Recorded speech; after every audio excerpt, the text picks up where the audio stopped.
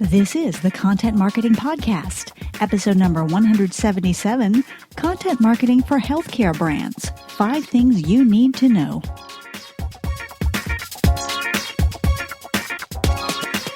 Hello and welcome to the Content Marketing Podcast. This is the show where we help you attract and retain business through the power of quality content. I'm your host, Rachel Parker of Resonance Content Marketing, and today is June 2nd, 2016. Hello, or as we say in Texas, howdy, and thank you for joining us for today's episode of the Content Marketing Podcast. Just a reminder, this podcast is available on iTunes and Stitcher and SoundCloud, and now also on Google Play Music. So if you like what you hear, please feel free to click on over and subscribe so you can get every single episode delivered directly to your happy little ears. I also want to invite you to subscribe to our weekly tip emails. Yes, every Friday we send out a quick content marketing tip, and that also contains links to the weekly video, the weekly blog post, as well as a link to the podcast. So a little Friday morning happy meal for your enjoyment. To subscribe, just go to resonancetips.com. Last week, we wrapped up our month-long series on avoiding bad agency syndrome, also known as BAS, with some advice on how to pick the right content marketing agency. If you happen to miss that episode, feel free to check it out on our many venues or via the RSS feed. Today, we turn our attention to the healthcare industry by sharing 5 things that healthcare brands need to know about content marketing. But first, it's time to check in with our news feed for this week's rundown of news you can use.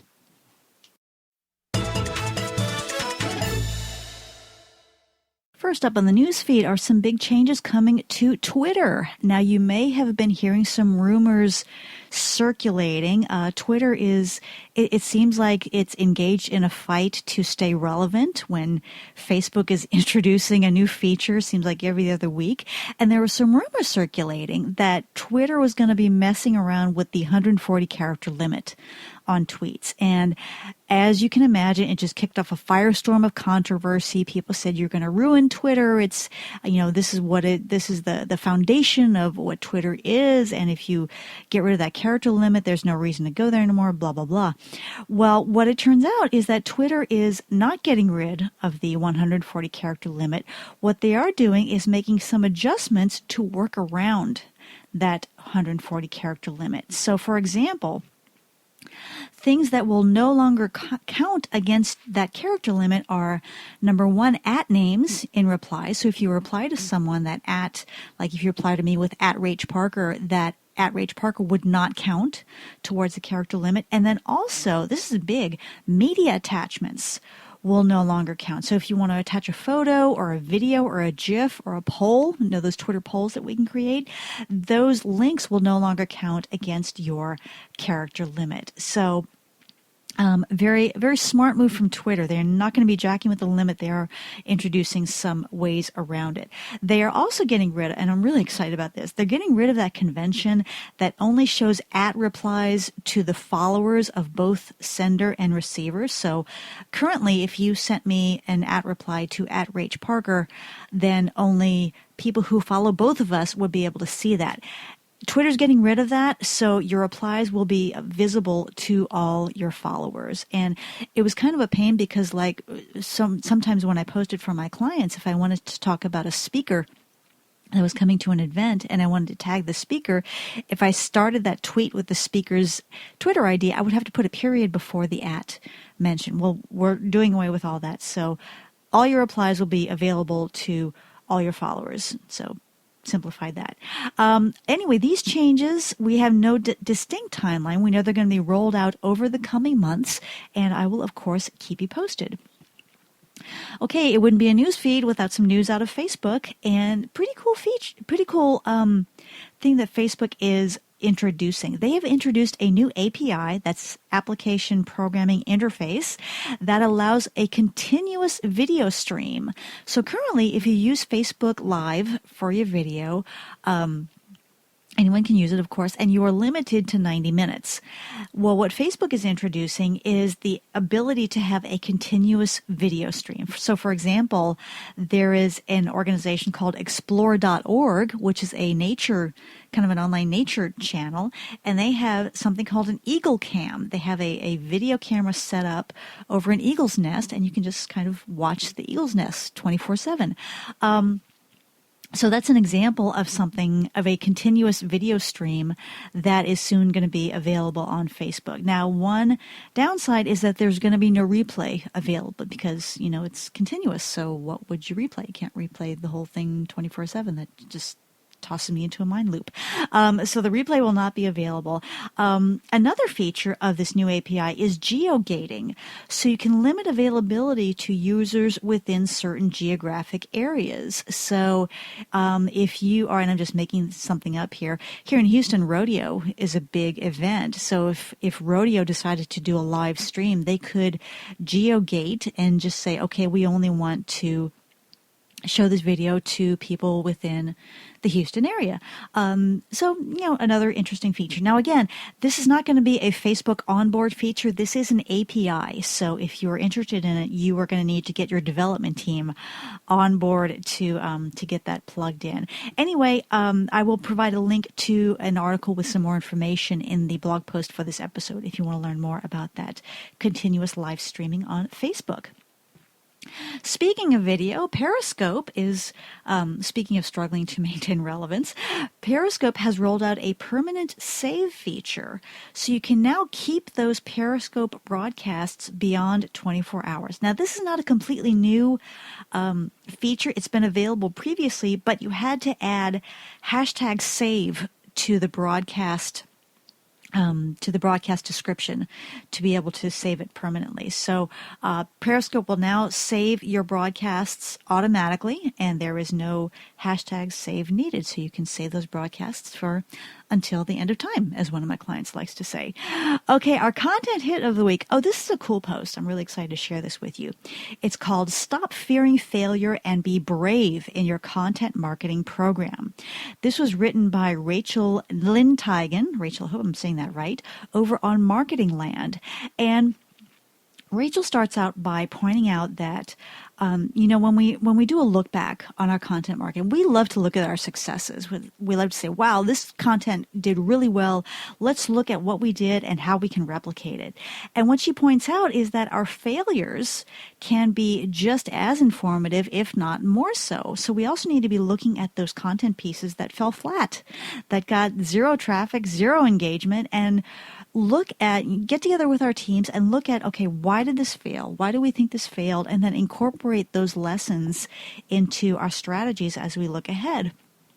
So she starts off talking about that, but this really speaks to a bigger issue that a lot of us are in it, we're in the game to not lose. We are so, and I include myself in this, absolutely, guys. We're so afraid of failure that many of us have lost our spirit of experimentation. And this really got me to thinking about the early days of content marketing. And of course, I was there at the revolution, as I like to say. The early days of content marketing as a formal practice, it was kind of like the Wild West. Anything goes. We said, hey, let's run this up the flagpole and see if anybody salutes. And just there was the spirit of experimentation and building something that we were kind of forging our own paths. And these days, there's so much discussion over best practices and how should I title my blog post and how long should my email subject lines be. We're trying to do it right. And when we try to do it, quote unquote, right, whatever that means, creativity takes a back seat. So what Rachel points out very brilliantly in this article is that we need to release our fear of failing and get back in touch with that spirit of creativity and experimentation. So obviously, I think this is a very fine post, and I will share the link to it in the blog post for this episode. Okay, that's it for this week's update. If you stumble across something you think might be of interest to your fellow content marketers, please tweet it to me at @ResonanceCont so that we can share. Now it's time for this week's Spotlight segment, Content Marketing for Healthcare Brands, 5 Things You Need to Know. All this month, the month of June, we're going to be looking at content marketing for healthcare brands. And the reason for this focus is, number one, I get a ton of questions from people in the healthcare industry. They feel like they're behind the curve when it comes to content marketing. They feel like they have some catching up to do, but they feel like a lot of that general content marketing advice doesn't speak to them and a lot of their specific needs.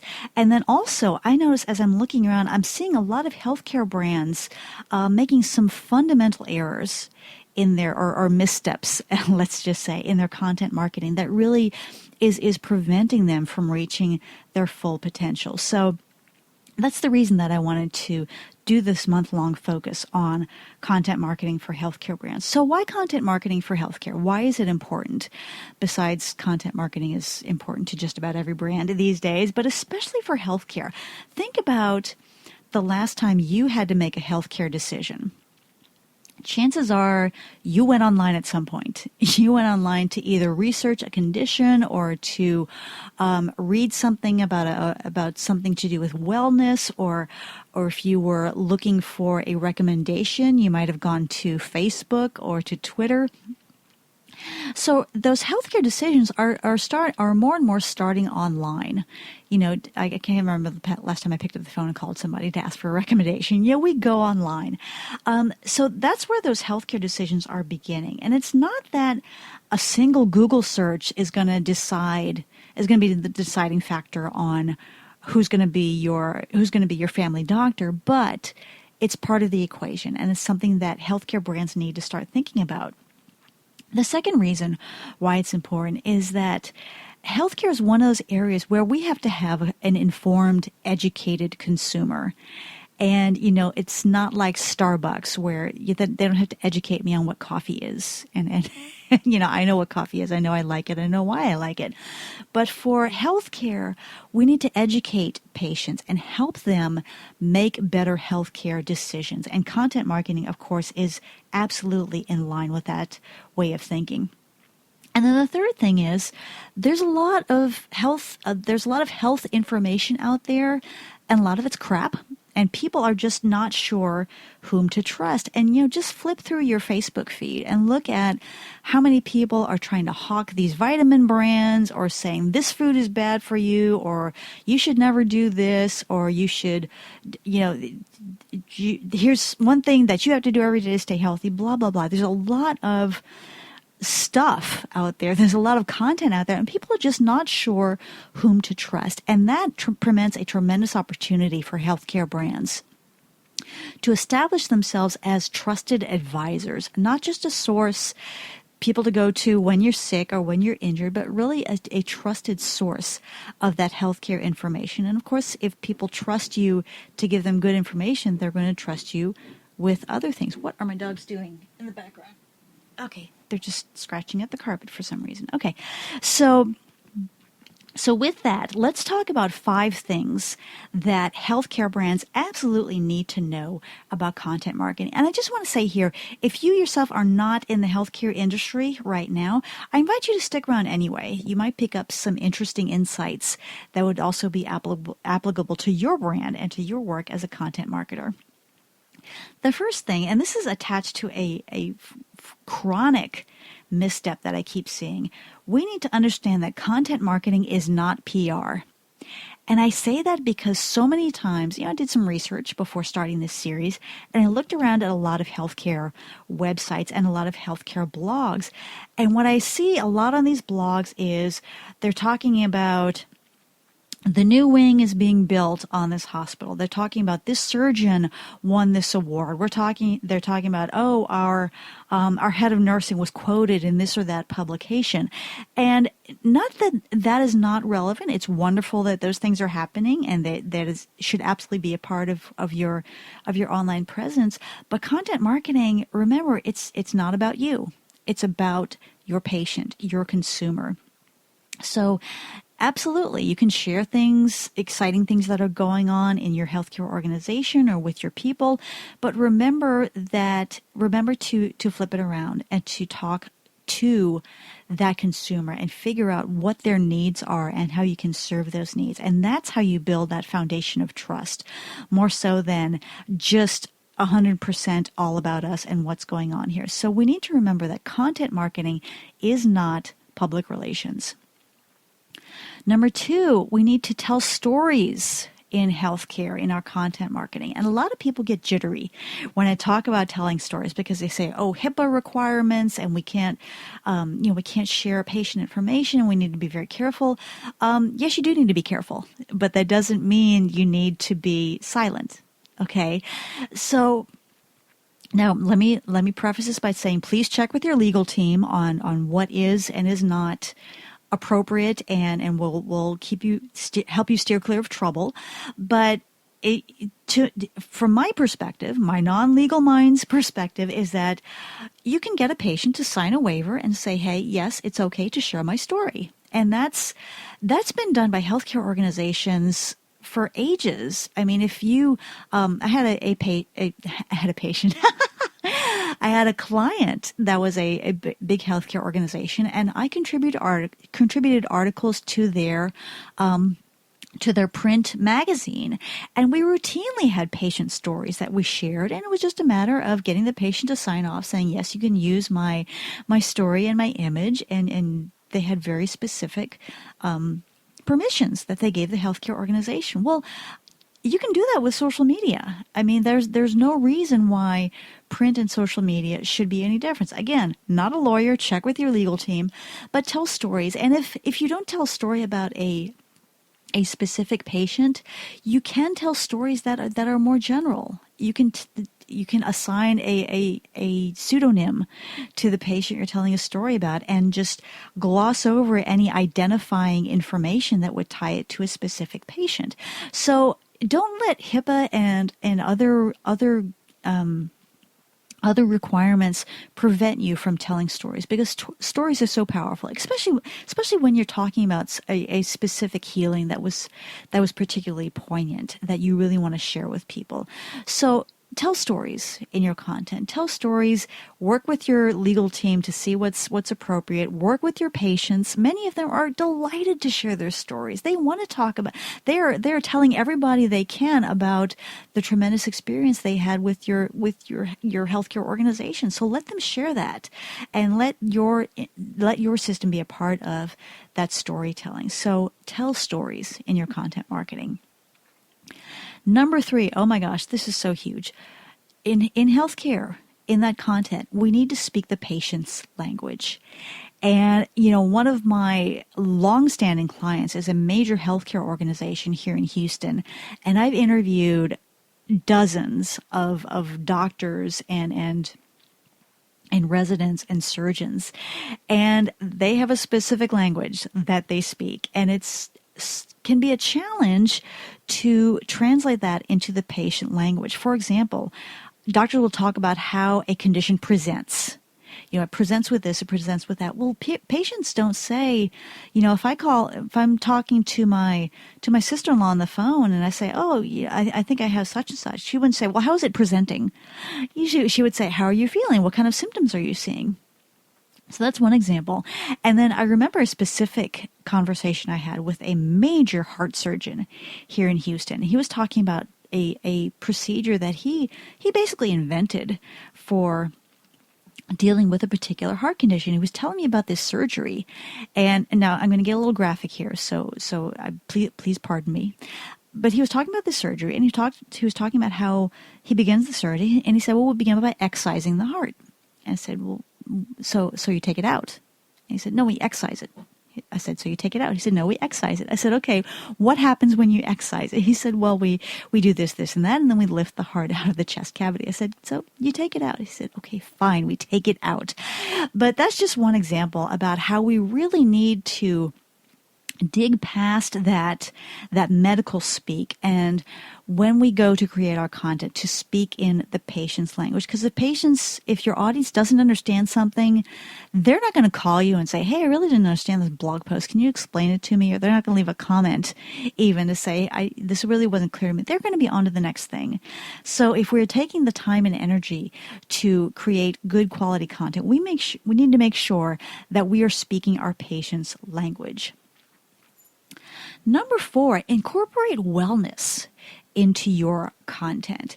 Sometimes when we're in that, when my healthcare clients are in that scenario of constantly talking about healing and curing and treating, we forget about the wellness side. And so many people go to the web to learn about wellness. And so we need to shift our thinking a little bit and think, it's not just about curing and healing when things go wrong, but we're also about helping people keep themselves healthy so that they don't have problems down the road that need curing or that need healing. So as you look at your content, look at how to incorporate wellness. Instead of talking about knee replacement surgery, which might be a specialty of yours, talk about how people can keep their knees healthy. How they can, if runners, what runners can do to keep their knees healthy so that they don't need that knee replacement down the road. That's going to help you build a tremendous following because people are interested in wellness.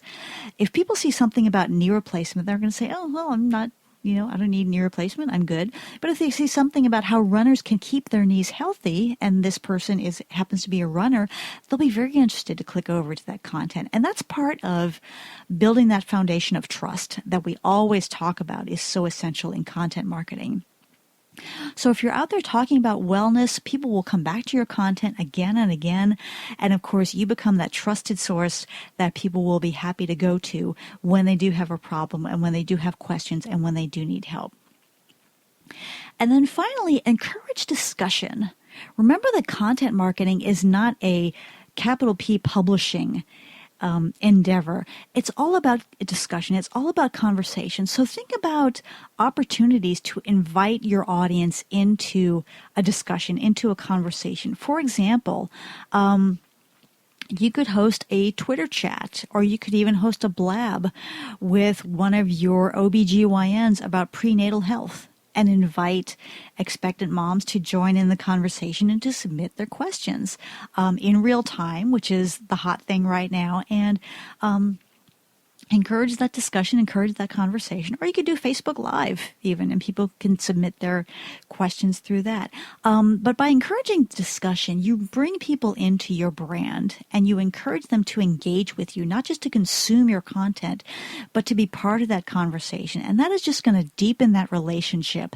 That's going to make them sit up and take notice when they do see that marketing message. And that's going to keep you top of mind with them so that, again, when they do need healthcare services, your brand's name will be first and foremost in their minds.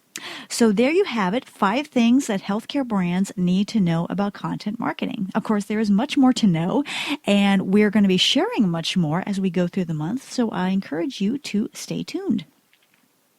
Of course, if you have any questions or wish to add to the conversation, I would love to hear from you. And the best way to reach me is through my website, resonancecontent.com. Now it's time for our content marketing tip of the week.